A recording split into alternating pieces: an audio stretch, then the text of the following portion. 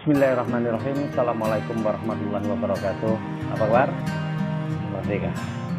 Ya, sahabat sinergi dimanapun Anda berada. Seringkali ketika kita sedang presentasi ataupun menjelaskan tentang bisnis ini, ada satu pertanyaan yang sering membuat kita kehilangan kata-kata, kehilangan kalimat, kehilangan gairah, bahkan langsung down. Apa itu? Ketika ditanya, ini MLM ya? Kebanyakan mereka yang ketika ditanya seperti itu langsung drop, langsung down, langsung kehilangan kalimat. Karena apa? Karena rata-rata mereka juga masih menyimpan paradigma negatif, masih menyimpan image negatif di dalam dirinya tentang bisnis MLM. Kalau dia tidak menyimpan image negatif tentang bisnis MLM, mungkin dia tidak akan down dengan pertanyaan seperti itu. Itu adalah pertanyaan yang biasa sebenarnya.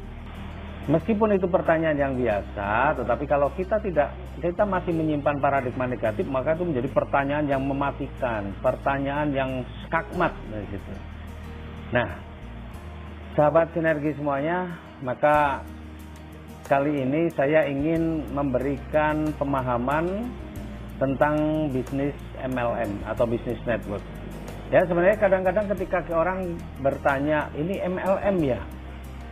Itu kalau kita sudah menyimpan image negatif, maka kita nggak ngerti harus mengatakan apa. Tapi kalau kita tidak punya image negatif, maka kita akan mudah saja mengatakan, lah kalau menurut Bapak MLM itu kenapa sih? Atau bila ditanya, oh Bapak pernah jalankan bisnis MLM? Atau pertanyaan-pertanyaan lain yang biasa-biasa saja. Nah, selama ini secara garis besar dari pengalaman saya, banyak orang ya ketika ditawarkan bisnis network yang menolak. Karena apa? Karena sudah punya image negatif tentang bisnis network. Image negatifnya apa? Image negatifnya ada kurang lebih lah ya, 5 ini. Yang pertama adalah cari-cari orang. Wah enggak lah, kita harus cari-cari orang. Sebenarnya masalah cari-cari orang itu masalah biasa ya, masalah cari-cari orang ini pekerjaan pengusaha. Saya sejak tahun 93 sudah menjadi seorang wira swasta, menjadi pengusaha. Ya. Nah, pekerjaannya apa? Pekerjaannya cari-cari orang. Dulu saya punya usaha tour and travel, ya, tamu-tamu domestik. Kerjanya apa? Ya cari-cari orang yang mau wisata. Yang wisata itu orang atau bukan? Orang, berarti cari-cari orang. Saya juga pernah menjadi distributor handphone, punya toko handphone. Ya. Kerjanya apa? Ya cari-cari pembeli.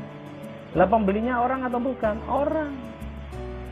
Ya, jadi cari-cari orang biasa. Bahkan yang punya sekolah, cari-cari murid. Muridnya orang atau bukan? Orang. Ya, yang punya dagangan cari pembeli. Pembelinya orang. Kemudian yang punya pesawat sekalipun, dia cari penumpang. Nah, penumpangnya orang atau bukan? Orang. Jadi persoalan cari-cari orang itu sebenarnya adalah persoalan pengusaha. Jadi kalau pengusaha memang kita sudah latar belakang pengusaha, maka istilah cari orang itu bukan kendala. Nah, kita cari apa? Kita cari partner. Nah, di dalam bisnis ini Bapak Ibu mau cari partnernya orang atau bukan? Kalau Bapak Ibu pengen cari partnernya orang, ya berarti cari orang. Ya.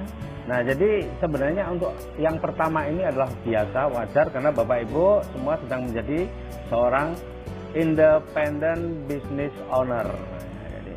Jadi Bapak Ibu sedang berlatih menjadi pengusaha. Maka yang namanya cari-cari orang itu satu hal yang biasa. Kemudian orang bilang ini, harganya mahal.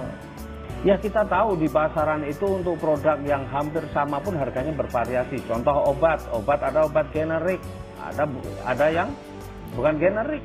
Harganya wah beda jauh. Bapak Ibu beli mobil, sama mobilnya, tapi setiap mobil harganya beda-beda. Ada yang mulai harga cuma ratusan juta, ada yang sampai miliaran. Jadi kalau bicara harga, itu sebenarnya sangat relatif. Harga itu mahal atau tidak, itu harus dikorelasikan dengan manfaat. Nah, alhamdulillah produk kita ini manfaatnya luar biasa. Jadi orang pakai produk kita, maka tinggal dikorelasikan. Uang yang kita keluarkan ini ya, sesuai nggak manfaatnya? Sebanding nggak dengan manfaat yang akan dirasakan? Alhamdulillah manfaatnya jauh lebih besar daripada uang yang dikeluarkan. Jadi untuk bicara mahal atau tidak itu sangat relatif. Ya tergantung apa? Tergantung dari manfaat yang atau benefit yang kita terima dari angka atau uang yang kita keluarkan. Nih, kemudian tutup poin. Ya memang di bisnis itu hanya akan berjalan dengan baik ketika apa? Ketika juga terjadi pembelanjaan. Ya, nah Tetapi di bisnis kita, ya di BTBS, itu ada 3 plan A, plan B, plan C. Kalau untuk plan A, Bapak Ibu untuk dapatkan bonus sponsor, bonus pasangan, tidak perlu Bapak Ibu harus melakukan tutup poin. Tanpa tutup poin pun Bapak Ibu bisa dapatkan. Tetapi kalau untuk mendapatkan bonus di plan B, maka Bapak Ibu perlu tutup poin, karena bonus plan B ini adalah bonus dari repeat order. Nah, kalau Bapak Ibu tidak melakukan repeat order, maka Bapak Ibu nggak punya bonus plan B. Bonus plan B itu apa saja? Ya, bonus royalti generasi, royalti kepemimpinan, royalti prestasi. Itu Bapak Ibu hanya bisa dapatkan bonus di plan B itu kalau Bapak Ibu melakukan repeat order. Termasuk kalau Bapak Ibu di plan C bonus pengen dapat cruise, pengen dapat umroh gratis, ya, maka Bapak Ibu juga perlu melakukan repeat order tutup poin. Tapi tutup poin kita sangat murah Bapak Ibu. Tutup poin kita ini ada 2. Repeat order kita ada 2, yang 350 atau yang 1.500.000. Jadi kalau Bapak Ibu tutup poin itu sebenarnya hanya untuk pembelanjaan pribadi, keperluan pribadi saja. 350 dapat 2 box, Bapak Ibu dapat produk nilainya 500.000. Ya, itu boleh untuk konsumsi pribadi atau keperluan pribadi juga nggak ada masalah. Dan enaknya kita nggak ada side volume, nggak ada apa ya namanya harus belanja yang kalau peringkat tertentu belanjanya harus lebih banyak lagi, itu nggak ada.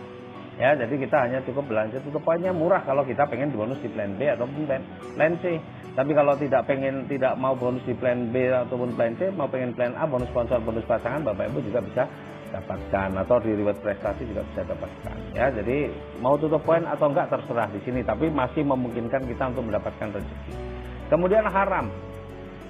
Ya, alhamdulillah, kalau masalah halal haram sekarang kita ini nggak perlu berdebat. Kalau ada orang yang tetap masih berprinsip bahwa bisnis kita haram, ya sudah, ikuti saja mereka. Kalau memang kita juga mengikuti berprinsip bahwa bisnis kita ini haram. Tapi bagi mereka yang mengatakan bahwa bisnis halal, faktanya kita sudah mendapatkan fatwa dari Majelis Ulama Indonesia. Dan tentunya sekarang ini salah satu lembaga yang masih dipercaya untuk mengeluarkan fatwa dan diikuti oleh masyarakat Indonesia apa? Ya, Majelis Ulama Indonesia. Jadi Anda mau ikuti fatwanya siapa terserah Anda saja, tetapi fatwa yang berlaku secara nasional itu adalah fatwa dari Majelis Ulama Indonesia. Nah, sekarang bicara tentang yang kelima nih, menguntungkan yang di atas. Nah, ini kalau bicara menguntungkan yang di atas, ini memang analisanya panjang.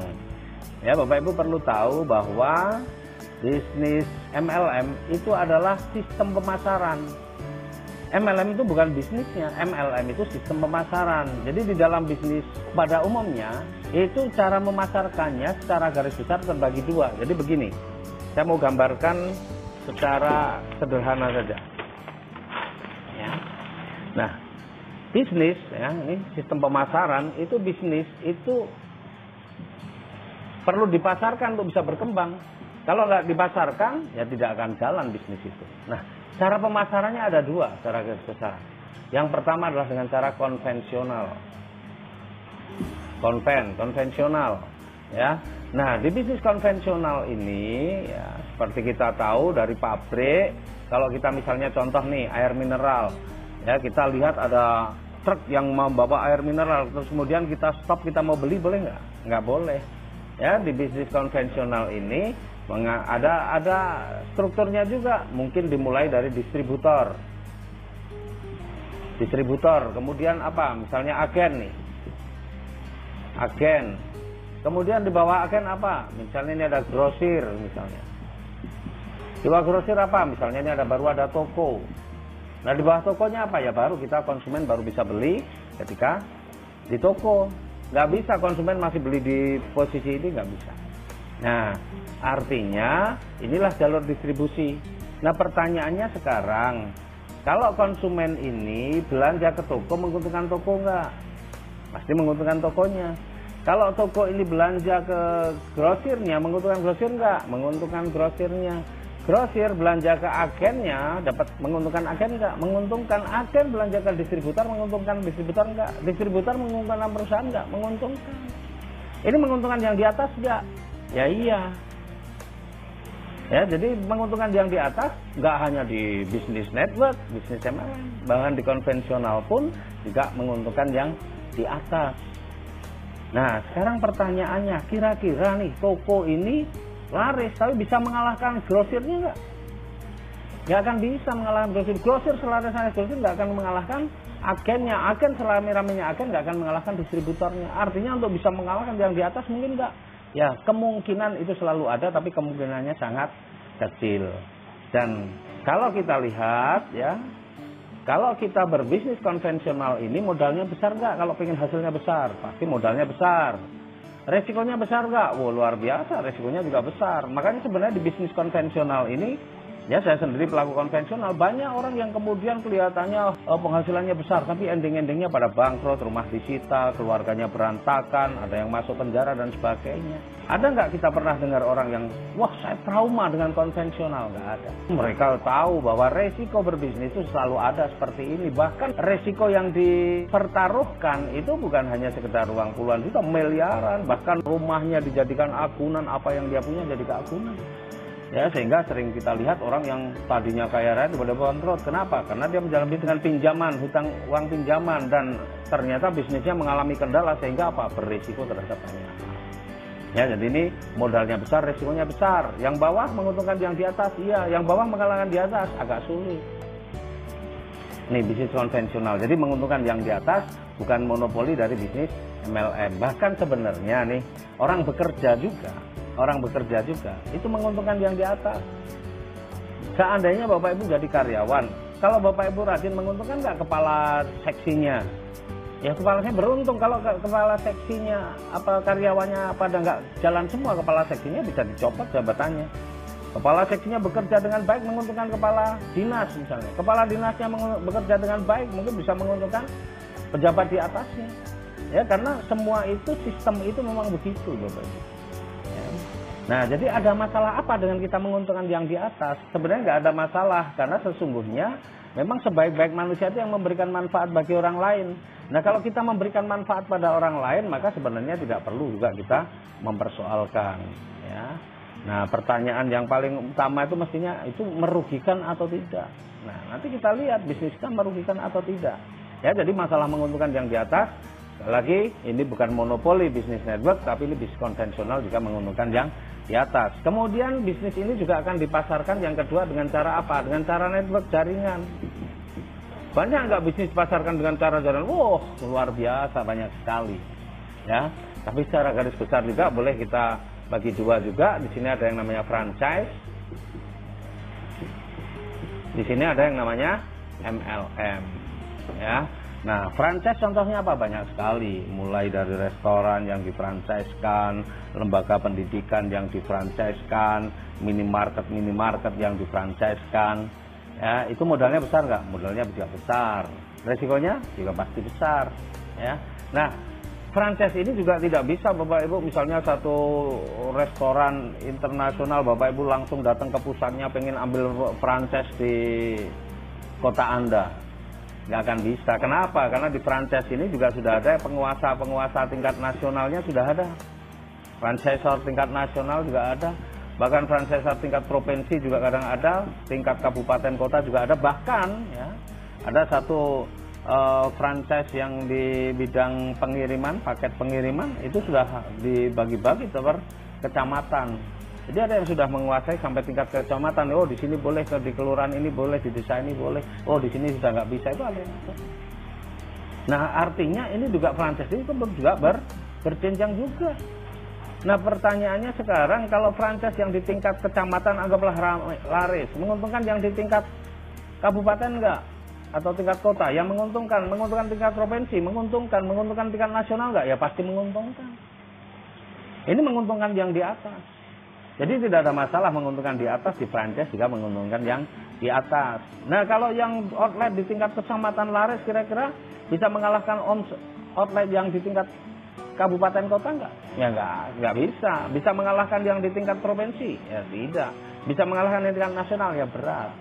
Ya, artinya yang di bawah juga sulit untuk bisa mengalahkan yang di atas. Jadi sama-sama menguntungkan yang di atas, modalnya besar, resikonya besar, tapi kita juga sulit untuk bisa mengalahkan yang di atas. Nah, sekarang kita lihat MLM. MLM ya, itu hanya ada, memang ada tingkatan-tingkatan, tapi biasanya MLM itu cuma apa? Cuma upline dan downline. nggak ada upline tingkat nasional, upline tingkat provinsi, upline tingkat kecamatan, nggak ada. Ya, cuma upline dan downline. Nah, pertanyaannya sekarang di MLM itu sebenarnya modalnya besar apa kecil? Hampir di semua MLM yang resmi, ya, yang resmi itu modalnya kecil, paling cuma jutaan, nggak ada yang ratusan juta, miliaran, nggak ada, paling cuma jutaan saja. Ya, ada yang ratusan ribu, macam-macam lah. Tapi modalnya kecil, sangat terjangkau. Berarti kalau modalnya kecil, resikonya juga kecil. Kalau resikonya kecil, berarti sebenarnya ini aman kalau kita mau berbisnis karena resikonya kecil. Nah, di MLM ini, ya, ini ada upline, kita kenal hanya istilah upline dan downline. Nah, kalau ketika downline ini berjalan atau menjalankan bisnis dengan bagus, menguntungkan upline enggak? Ya pasti menguntungkan upline. Tapi pertanyaan kedua, bisa enggak downline mengalahkan upline? Wow, sangat bisa, dan itu banyak sekali terjadi di bisnis MLM apapun, bahwa downline mendahului baik prestasinya, peringkatnya, rezekinya lebih besar daripada upline-nya. Itu banyak sekali. Tapi sering nggak kita dengar, wah trauma MLM? Sering. Kenapa justru untuk modal yang kecil, resiko kecil, tapi banyak orang trauma? Sederhana sebenarnya. Kenapa? Karena rata-rata pelaku bisnis network, bisnis MLM belum punya mental sebagai pengusaha. Kalau sudah punya mental pengusaha, sebenarnya nggak ada bahasa trauma ini. Dan trauma itu kan sebenarnya adalah satu manifestasi dari ketidakmampuan dia mengambil pelajaran dari sebuah kejadian. Kalau dia mampu mengambil pelajaran dari sebuah kejadian, sebenarnya tidak pernah ada trauma. Nah, sekarang yang kita harus pahami, ya, yang kita harus pahami, jumlah MLM itu begitu banyak. Di Indonesia juga sangat banyak jumlah MLM yang resmi, yang legal, belum ditambah yang nggak legal. Ya, maka kalau pilih bisnis network, ya yang pasti kan legalitasnya lengkap. Jangan asal pilih-pilih saja. Itu yang pertama, pilih yang legalitasnya lengkap. Kemudian yang kedua apa? Bapak Ibu harus pintar pelajari marketing plan-nya. Bapak Ibu pintar pelajari marketing plan-nya. Ya, selain pelajari produknya manfaat atau tidak, tapi Bapak Ibu juga harus pelajari marketing plan-nya. Karena kalau Bapak Ibu nggak memahami marketing plan-nya, biasanya orang ikut bisnis network cuma ikut-ikutan. Ikut sana, ikut sini, ikut sana, nggak sukses sana, nggak sukses sini. Akhirnya mengatakan, wah sulit MLM nih karena trauma. Nah, maka kecerdasan memilih bisnis network itu juga penting Bapak Ibu. Nah, alhamdulillah ya, kita ini selama ini, saya dan banyak teman-teman itu tidak salah pilih bisnis network. Makanya banyak sekali orang di PT BEST, di Sinergi ini yang kemudian mendapatkan penghasilan yang luar biasa, bahkan bisa terbebas hutang riba, bisa umroh, bisa mengumrohkan, bisa haji, menghajikan, bisa bersedekah tanpa mikir-mikir, ya, dan sudah punya kehidupan yang jauh lebih bagus. Nah, ini bisnis MLM. Maka Bapak Ibu harus pahami ini. Jangan sampai kita juga masih menyimpan image bisnis network itu bisnis yang negatif. Nah, sekarang kita lihat. Di antara tiga ini sebenarnya untuk kita posisi yang paling menguntungkan posisi sebagai pebisnis konvensional, pebisnis yang di franchise, atau pebisnis network MLM. Ya, kalau saya sendiri, pengalaman saya di bidang konvensional sudah begitu panjang, saya melihat bahwa di bisnis network itu bisnis yang paling menyenangkan. Kenapa? Ya, kita dulu punya usaha, punya banyak karyawan, tetapi bagaimana kita mensejahterakan karyawan kita begitu sulit. Untuk menaikkan gaji saja menghitungnya panjang sekali. Orang yang sudah bekerja pada saya bertahun-tahun, jarang yang punya kehidupan yang luar biasa. Tapi yang menarik di bisnis network ini, ya, kita jalankan bisnis kita yang tidak perlu waktu lama, terutama di PT BEST. Ini ternyata banyak sekali tim saya ini yang kemudian punya kehidupan yang jauh lebih bagus. Tidak perlu bertahun-tahun, bahkan hanya kurang dari 1 tahun juga sudah banyak. Yang 1 tahun juga banyak. Ya. Nah, artinya apa? Di bisnis network ini kita bisa mengangkat harkat martabat seseorang. Ya. Tetapi sekali lagi, Bapak Ibu harus pintar memilih bisnis jaringannya. Oke, nah nanti bagaimana kita melihat analisa bisnis, saya ada materi sendiri tentang analisa bisnis. Supaya apa? Supaya Bapak Ibu nggak gampang terombang-ambing, pilih bisnis A, pilih bisnis B, besok hari ini, besok bisnis C lagi, ini macam-macam ganti-ganti. Akhirnya apa? Bapak Ibu bukan ikut mensejahterakan teman-teman Bapak Ibu, tapi ikut menyengsarakan karena mengajak mereka pindah ke sana, pindah ke sini, pindah ke situ. Akhirnya mereka nggak pada sukses, cuma capek, sehingga akhirnya kalimat kapok saya, trauma saya dengan MLM itu akan muncul. Maka cerdaslah memilih bisnisnya. Oke, terima kasih. Salam sinergi, go berkah, no riba. Billahi taufiq wal hidayah. Assalamualaikum warahmatullahi wabarakatuh.